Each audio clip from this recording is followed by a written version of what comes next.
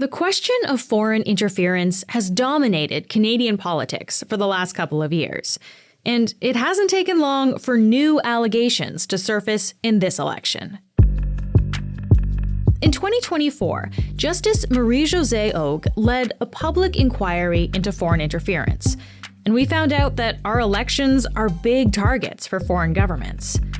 And now, we're in the middle of one. This inquiry was initially prompted by exclusive reporting by the Globe's Ottawa bureau chief, Robert Fife, and senior parliamentary reporter, Stephen Chase. So today, Bob Fife is here. He has reporting about new allegations of foreign interference that have bubbled up during the election's first week, involving 2 Liberal MPs and Conservative leader, Pierre Poilievre. I'm Menaka Raman-Wilms, and this is The Decibel from the Globe and Mail. Bob, welcome back to the show. Always happy to be here with you. It has been a few months, of course, since the public inquiry into foreign interference wrapped up, and now we're in this election, which is exactly when a lot of meddling, we've learned, can occur, right? So can you just remind us, Bob, what exactly are we talking about when we talk about foreign interference? Okay, foreign interference under the criminal code involves threats of violence, but it comes in many a variety of forms, as we've learned from the foreign interference inquiry headed by Justice Marie-Josée Augue. It involves a disinformation campaign, so the spreading of disinformation about candidates that they think might not be favorable to them, and to spread disinformation in favor of a candidate they think they may be able to influence or at least not criticize them. It involves intimidation and bullying of people in the diaspora community. It can be very sophisticated, and we know from the foreign interference inquiry that the number one culprit is China, followed by India, and they're able to do this because we have large diaspora communities. But it's not just China and India. The other countries that are involved in these kind of foreign interference activities are Pakistan and Iran. Again, they're targeting their own communities where they hope to be able to either spread this information or to intimidate people to be able to try to elect members of parliament who may be more sympathetic to their views or at least less critical. Okay, that's good to get an idea of what form this takes. I think a lot of people are wondering about current things that we've heard, like Donald Trump's tariff threats or comments even by Alberta Premier Daniel Smith made to an American podcast. And so that's what I fear, is that the longer this dispute goes on, politicians posture, and it seems to be benefiting the Liberals right now. So I would hope that we could put things on pause. This is what I've told administration officials. Let's just put things on pause so we can get through an election. Let's have the best person at the table make the argument for how they would deal with it. And I think that's Pierre Poilievre, and I do agree with you. Are those kinds of things considered foreign interference? What Daniel Smith did was not considered foreign interference because she was reaching out and saying, "Oh, you got to pause these tariffs because it's helping the Liberals and hurting Pierre Poilievre." In the case of what Trump is doing with tariffs, he was doing this even before there was an election campaign, even before we knew that Trudeau was going to resign. He has not done the kind of foreign interference that Vice President Vance did when he went to Germany, met with the far-right leader, basically involved himself directly in the German election campaign. That's foreign interference. We haven't had that kind of direct foreign interference in this election campaign yet, but we do have to watch for whether right-wing Republican-type people in the United States are trying to help out, say, the Conservatives. There's no evidence of that, but that's the kind of stuff you do have to watch for, because if they were funneling money or workers or aid in here, I would regard that as foreign interference. The same thing if the Democratic Party was trying to help out Mark Carney, that would be foreign interference. Okay.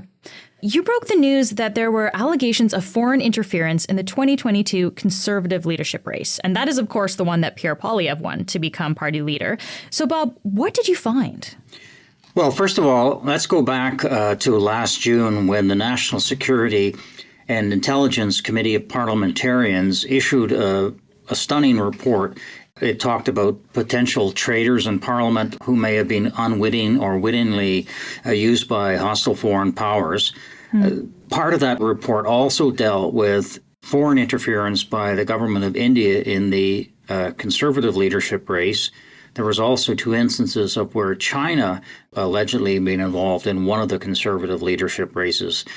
So flash forward to our story last week, which we were able then to be able to say that, in fact, the foreign interference from India was allegedly involved in trying to help out Pierre Poilievre's leadership campaign. And what it involved really, from the sources that we talked to, was raising of money and volunteers and organizers to help out in the leadership race. The sources said that it wasn't very sophisticated or highly organized operation, but nonetheless, there was Indian involvement in trying to help Mr. Poilievre get elected as a conservative leader in 2022. Bob, just very quickly, what's in it for India here? Like, why would their agents allegedly do this? So it's really an attempt to see if they can have some influence over elected representatives, and it can be any political party.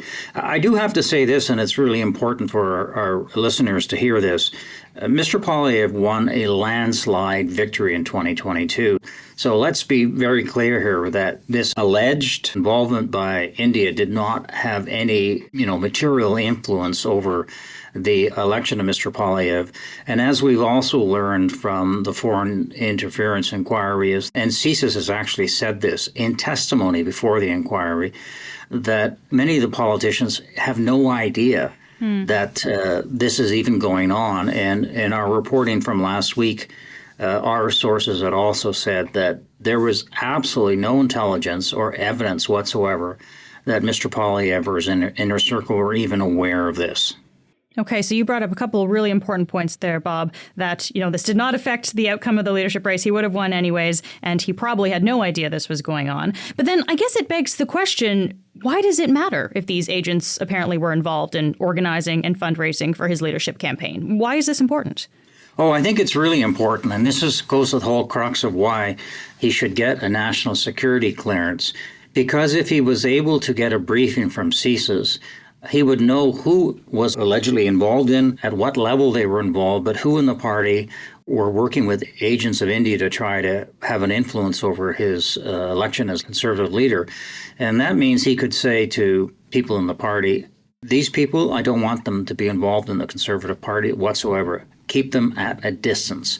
That's the advantage of having a national security clearance. Yeah, and we will get to that security clearance in a moment. But Bob, staying on this alleged interference, Poilievre and his team didn't know about it at the time. But what about after? Did CSIS tell anyone from his team?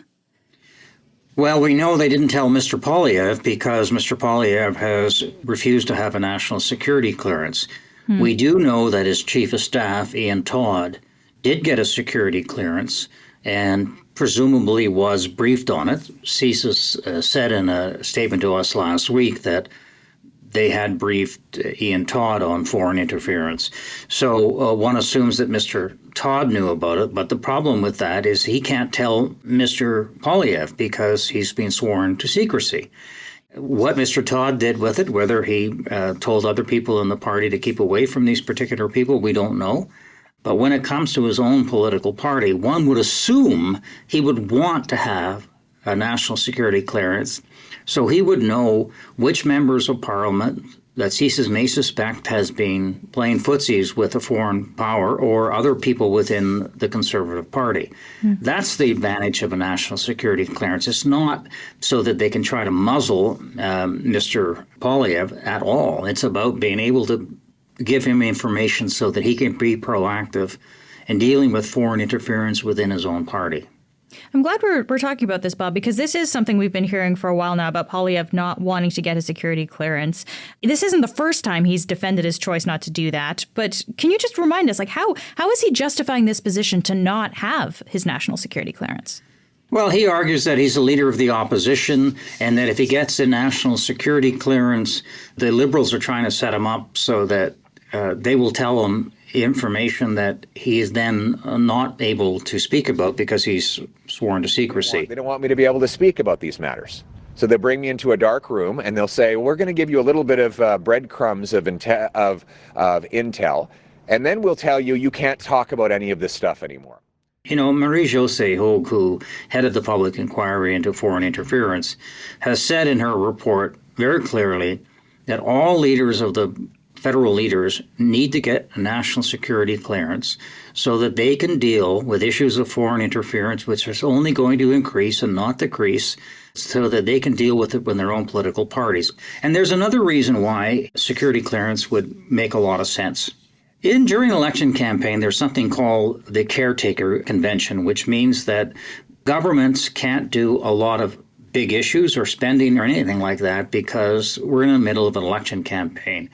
But when there are instances of, let's say there's a terrorist threat or a very serious national security threat, as the Prime Minister, the Liberal leader Mark Carney would be obligated to talk to the other leaders to inform them, look, you've had a national security clearance, there's a terrorist threat.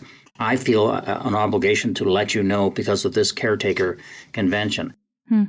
You mentioned something about earlier, Bob, about how he didn't want his clearance, though, because he didn't want to be kind of muzzled by the Liberals if he's getting briefings by the Liberals. Is that how it works, though? Like, is he getting security briefings by the Liberals?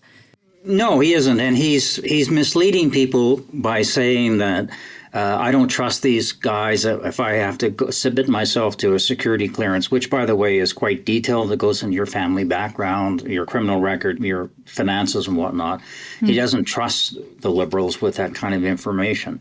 But the fact of the matter is that the security clearances are conducted by CSIS and nonpartisan public servants. The information in a security clearance is not shared with the Prime Minister, cabinet ministers, political staff at all. So after your reporting was published last week, Bob, what has Poilievre said about all of this? He just continues to say what he's always said, which is that he's not going to get one because he doesn't trust the Liberals, and he thinks it's the way of the Liberals trying to muzzle him. And, he's suggesting that our story was somehow a Liberal plant to try to embarrass him. Of course, he made the obvious point that he won the leadership fairly, which he did. I mean, 68% of the vote. We'll be back after this message.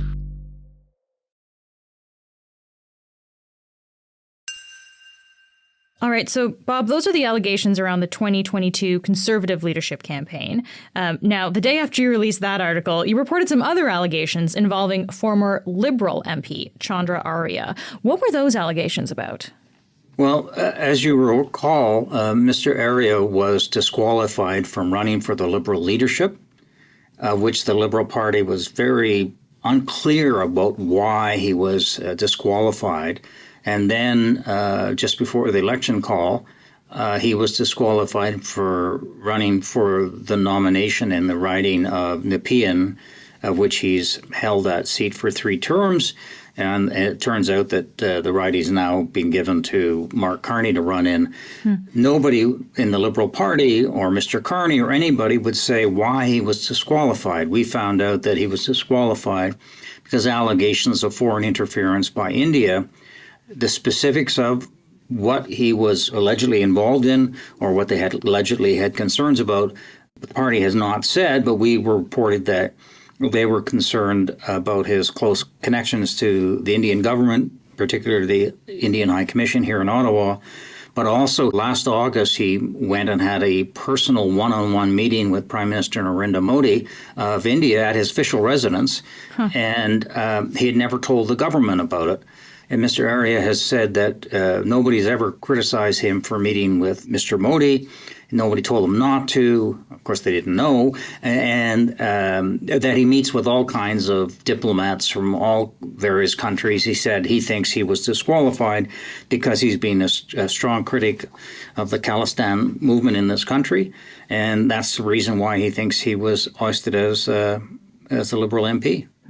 Okay, so Chandra Arya, who was not allowed to run for Liberal leadership and then not allowed to run in his previous riding of Nepean in Ottawa.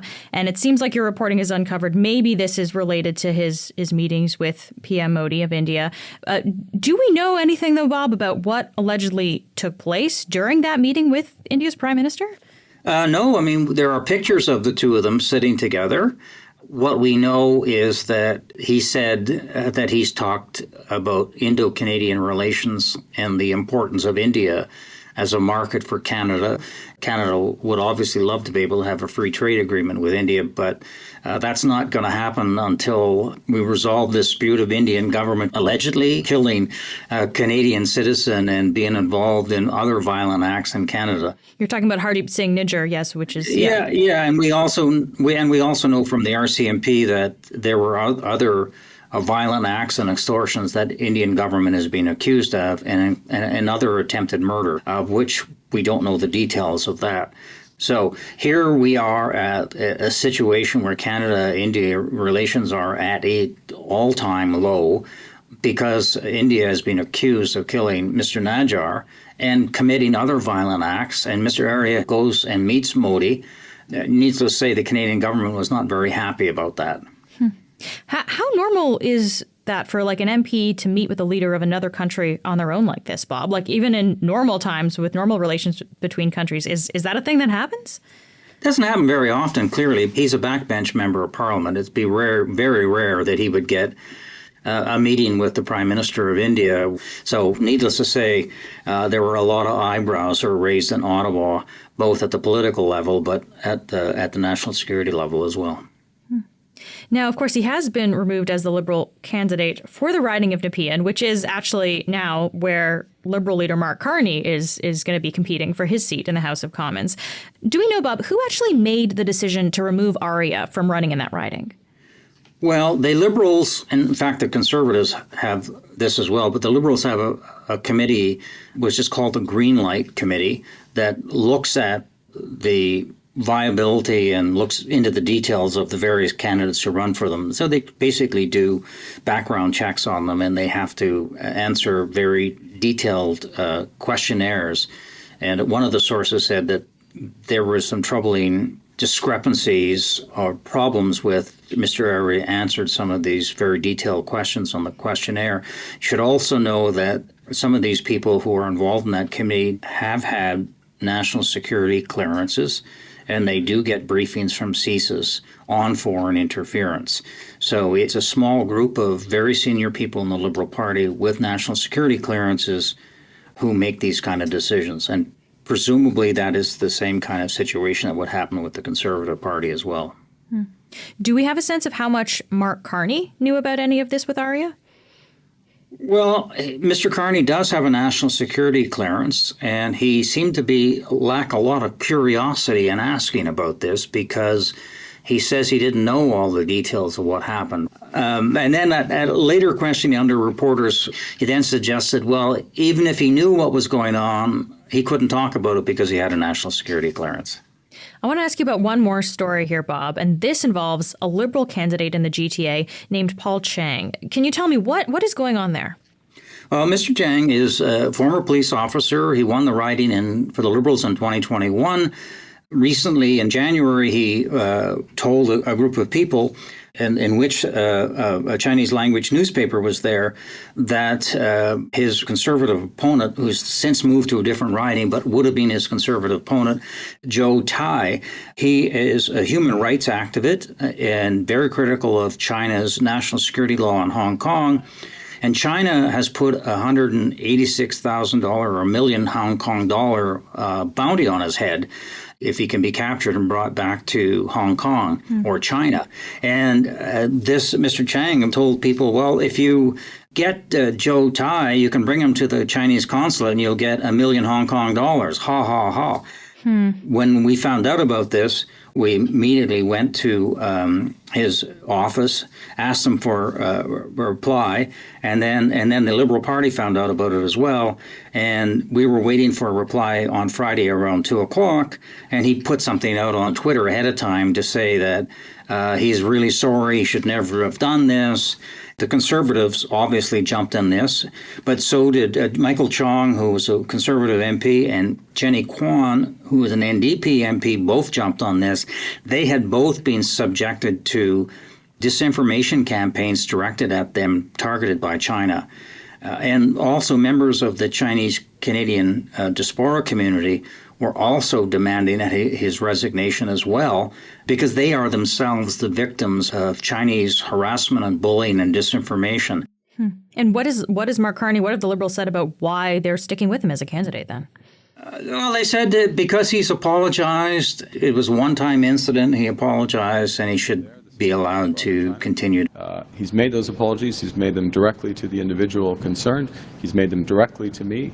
He has my confidence. And I've certainly talked to quite a number of Liberals, including people in the Liberal war room, who all feel that they should just tell Mr. Chang, you're not going to be allowed to run for the Liberals. They're probably worried that they may lose the seat if he's let go. But this is really important, Monica, because we've had an inquiry for over a year and a half that dealt with foreign interference.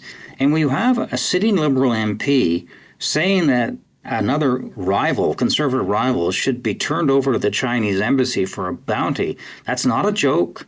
That's a serious issue. And if you're going to take foreign interference seriously, then they should take it seriously. Just very lastly here, Bob, I know that the Globe has come under some criticism about the timing of this reporting, since we are, of course, currently in an election.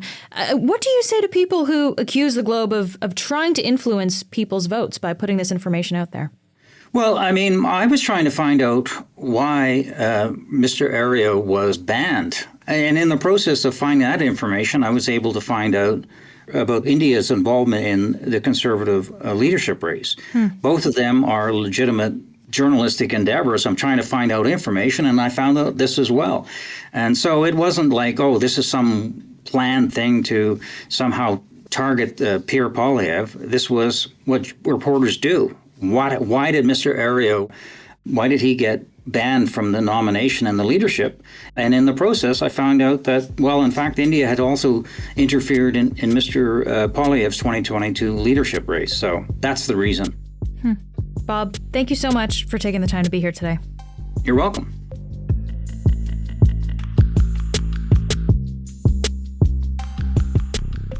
That's it for today. I'm Menaka Raman-Wilms. Our producers are Madeline White, Michal Stein, and Ali Graham. David Crosby edits the show. Adrian Chung is our senior producer, and Matt Frainer is our managing editor. You can subscribe to the Globe and Mail at globeandmail.com/subscribe. Thanks so much for listening.